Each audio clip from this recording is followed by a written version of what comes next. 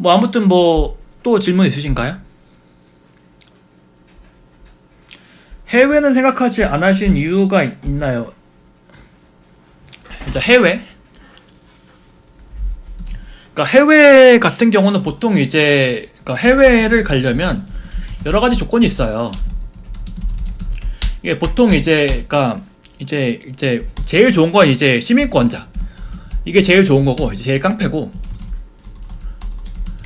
뭐 이제 보통은 이제 부모님이 이제 외교관이거나 주재원이면 미국 시민권을 따게 돼요. 그러면 뭐 이제 미국에서 일할 수 있는 여건이 된다고 들었어요. 그 다음에 뭐냐면 이제 석사 유학을 미국에서 하면 미국에서 취직을 할 수가 있고, 꼭 계속 그러니까 이제 레이오프 되지 않는다면 계속 일할 수가 있어요. 난이도별로 한 거예요. 그러니까 일단 먼저 말씀드린 게 개발자는 해외로 옮기는 게 여러분들 생각보다 정말 쉬워요. 훨씬 쉬운 그러니까 직업이에요. 그러니까 왜냐하면 이제 한국 프로그래머는 한국이 물가가 싸잖아요. 그러니까 데려올 유인이 좀 많아요. 그래서 외노자인 한국인을 해외로 채용을 하는 회사들이 상당히 많아요. 그래서 뭐 이런 점을 일단 말씀 먼저 드리고 싶고, 뭐 그 다음에 이제 그 다음에 뭐가 있냐면 해외에 헤드쿼터가 있는, 보통 이제 미국이에요. 에 있는 회사에서 한 1-2년 정도 일을 하면 매니저가 해외로 오라고 해요. 자기 지사로 오라고 해요. 그러니까 왜냐면 이제 타임존 이슈가 있어가지고, 아무래도 이제 리모트로 아침마다 1시간씩 어렵게 시간 내서 미팅하는 것보다는 팀원을 이제 미국으로 데려오는 게 나으니까. 그럼 이제 요즘은 트럼프 때문에 어떻게 될지 몰랐는데 불과 6개월 전만 해도 이렇게 데려와서 그러니까 일단 비자 준비하는데 한 1년 정도 걸리고, 그냥 그 다음에 미국 넘어가서, 미국 혹은 유럽 넘어가서 일하는 이런 종류가 이제 가장 이제 흔한 것 같아요. 이거는 이제 보통 이제 매니저가 의향을 물어보고 의향에 맞게 하고, 굉장히 그러니까 쉽고, 사실 이런 헤드쿼터가 있는 회사들이 적지가 않아요. 생각보다 적지 않고, 보통 그러니까 이런 회사들은 보통 뭐를 중요시하냐면 일단 영어, 그 다음에 수준급의 이제 문제풀이 실력. 여기서 문제풀이는 그러니까 그 코딩 테스트 말하는 거예요. 리코드 스타일의 코딩 테스트 늘려, 이런 게 있고, 그 다음에 그 회사로 가서 안 잘리면 그리고 매니저가 해외 지사에 있으면 안 되는 거 아니다. 그러니까 이제 헤드쿼터 예시면 이제 일단 보통 시애틀이 제일 많죠. 그 다음에 샌프란시스코 이런 데들이 제일 많은 것 같아요.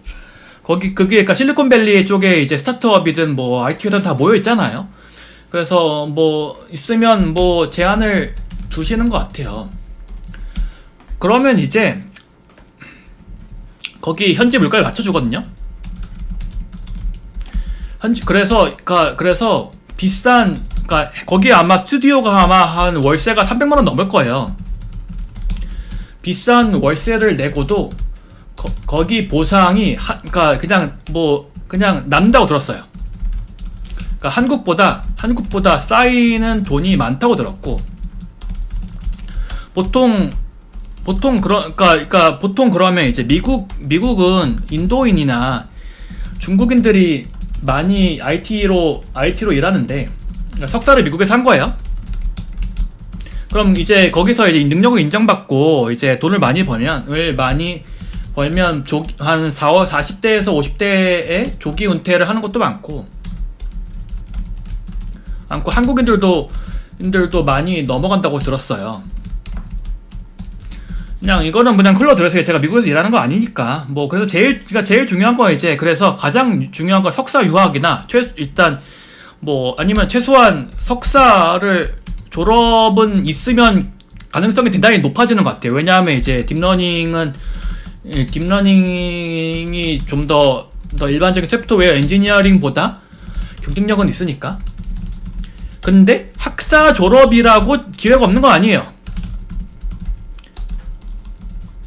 네. 뭐 그렇다고 합니다. 뭐 미국 생활비나 집값이 너무 비싸졌어요. 뭐 그렇긴 하죠. 뭐 요즘은 뭐 다른지 모르겠습니다. 근데 뭐 이제 뭐 그것 말고도 뭐 이제 저는 이제 유럽을 이제 교환 학생을 6개월 다녀봤더니, 그러니까 타지 생활이 그렇게 유쾌하지 않더라. 그러니까 그러니까 영어를 잘 못하잖아요. 제가 아무래도 네이티브가 아니다 보니까 영어를 잘 못하는데 뭐 비자라든지 뭐 생활이라든지 컴플레인을 걸 때 따지고 들 때 한국말로도 솔직히 잘 하기도 못하잖아요. 근데 영어로 하기를 할 때가 정말 어려워요. 정말 어렵고 문화 차이가 좀 커요. 그리고 한국만큼 뭐 인프라가 잘 돼 있는 영미권이 없어요. 그래서 이제 저 같은 경우는 뭐 제가 그렇게 미국으로 넘어갈 수 있어서 능력을 인정받을 정도의 이제 능력자는 아니니까 그냥 한국에 처박혀 있는 게 낫겠다 이런 생각을 한 거고, 여러분들은 뭐 미국으로 가고 싶으면 뭐 관심을 충분히 다른 데서 알아보시면 뭐 기회가 없는 건 아니니까 뭐 준비해 보시면 좋겠다. 뭐 이 정도로 갖고, 주위에 석사나 박사 미국으로 가신 분 많나요? 뭐 저희 회사만 해도 뭐 엄청 넘어갔고 뭐 학사도 넘어갔죠. 저희 회사도 뭐 제가 다니는 회사도 뭐 그러니까 제가 말씀드렸듯이 그렇게 어렵지 않다는 걸 일단 뭐 본인이 충분히 준비하신다면 어렵지 않다는 걸 말씀드리고 싶고, 뭐 그래서 저는 이 능력 없는 무능남은 좀 이제 생각이 없다, 이 정도로 말씀드릴게요. 그 다음에 이제 수학 잘하는 법, 고등학교 수학 잘하는 법. 이제 수학 잘하는 법은 이제 이과를 이제 여러분들 되게 학구적이네요. 저는 제 유튜브에 학구적인 거 다 안 올리는데 여러분들 이렇게 진로에 관심 많으면 어쩌라는 거예요. 저를 좀 뭐 그러니까 이거는 이제 이과를 그러니까 이과를 진학했다는 전제하에 말씀드릴게요. 그러니까 이제 아무래도 선행학습을 이제 이과는 이제 범위가 많으니까 플러스 6개월 정도는 해야 돼요. 정도는 해야 되고, 그러니까 시중에 있는 문제집을 다 풀어보는 것부터 시작이에요. 이게 제일 중요해요. 이게 왜냐하면 이게 수학이라는 게 이제 턱하고 그 공식이라든지 뭐 연산이라든지 나와야 되는데 그러려면 진짜 연습밖에 없어요. 그러면 진짜 그러니까 이과에서의 수학은 굉장히 영향력이 크기 때문에 공부 시간에 60% 정도를 수학 문풀에 투자를 하시는 것부터 시작이에요.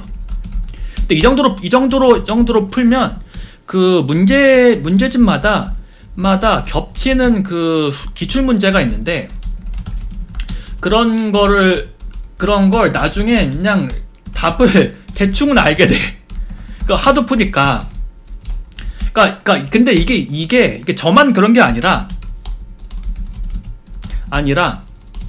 그냥 수학 1등급을 꾸준히 안정적으로 받는 일반적인 수험생이면 디폴트인 거예요. 그러니까 접근을 해보면 사실상 뭐 수학 성적이 오를 수밖에 없으니까 좀 더 이제 뭐 그런 걸로 시도를 해보시면 좋을 것 같아요. 네. 그 다음에 뭐 일할 때 AI 쓰고 계시나요? 그러니까 이제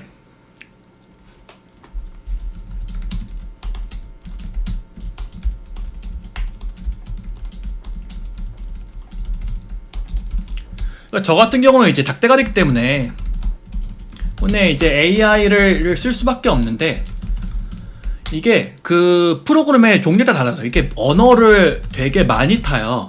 그래서 자바스크립트 같이 학습이 잘 되어 있는 언어는 학습이 잘 되어 있는 언어는 막말로 커서 쓰면 그냥 코딩 한 줄 안 하고도 하고도 비비기가 가능한데, 막 좀 특수한 거 있잖아요. 특수한 거. 예를 들어서 뭐 러스트나, 저는 러스트 안 쓰지만 파이썬에서 예를 들어서 뭐 웹소켓을 한다던가, 아니면 뭐 WebRTC로 시그널링 서버에 연결한다던가, 이런 마이너한 걸 하면 그때는, 아니면 뭐 스레드 연결이 좀 복잡한 프로그램을 짠다거나 이러면 진짜 못 짜는 것 같아요. 그래서 뭐 가능한 쓰려고 노력은 하지만 생각보다 그렇게 막 아주 도움이 되는 거는 이제 그 프로그램에 따라서 차이가 있다. 뭐 이 정도로 말씀드릴게요. 그 다음에 컴공이 대학원 가면 뭐 하냐요? 뭐 컴공이 대학원 가면 이거는 이제 저도 잘 몰라요. 저도 모르지만 졸업하면 머신러닝 엔지니어를 하는 건 알고, 이게 이제 해외로 가기가 좋고 뭐 대우가 한국에선 잘 모르겠음. 그래서 뭐 커리어적으로 손해보는 장사는 아니다. 뭐 이 정도로만 전 이해하고 있어요. 사실 그러니까 저 같은 경우는 학구적인 사람이 아니기 때문에 석사에서 뭘 공부하는지가 그냥 관심이 없어요. 근데 그 결과는 관심이 있는 거죠.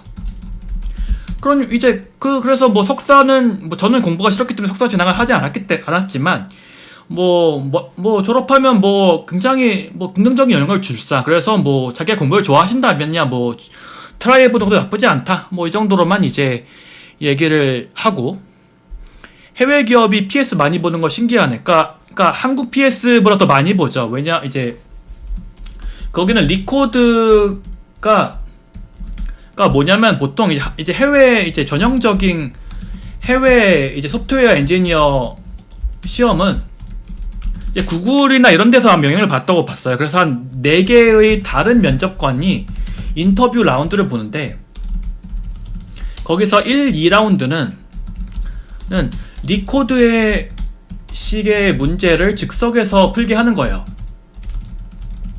그러니까 오히려 한국보다 더 난이도가 있는 게,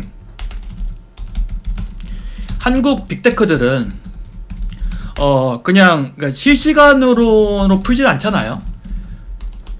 근데 이제 그 한 시간 동안 면접관이랑 같이 줌으로 연결돼가지고 즉석에서 푸는 거니까 오히려 더 한국 빅테크의 코딩 테스트로 좀 더 이제 빡시게 공부를 해야 될 필요가 있다고 저는 느끼고 있고요.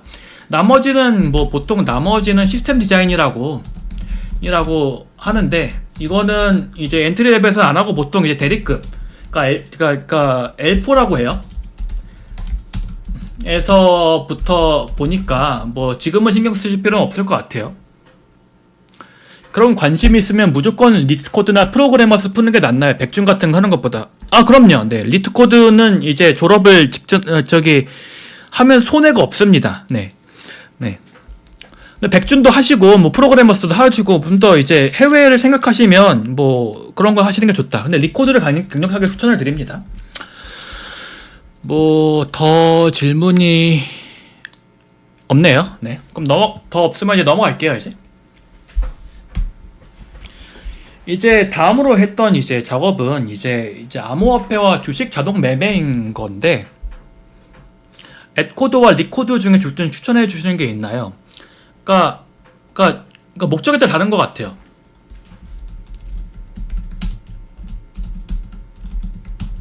그러니까 앳코드는 ICPC 같이 저학년이 프로그래밍 대회를 준비하겠다. 뭐 이런 용도로 좀 적합한 것 같고, 그리고 나는 문제풀이 자체가 즐겁다. 뭐 이런 취미를 가질 수 있어요. 저는 이해하지 못해요. 저는 이해하지 못하고, 왜냐하면 전 빡대가리니까. 뭐 저는 필요에 의해서 하지만 진짜 컴공 개발자 보면 진짜 별 이상한 사람들 다 있어요.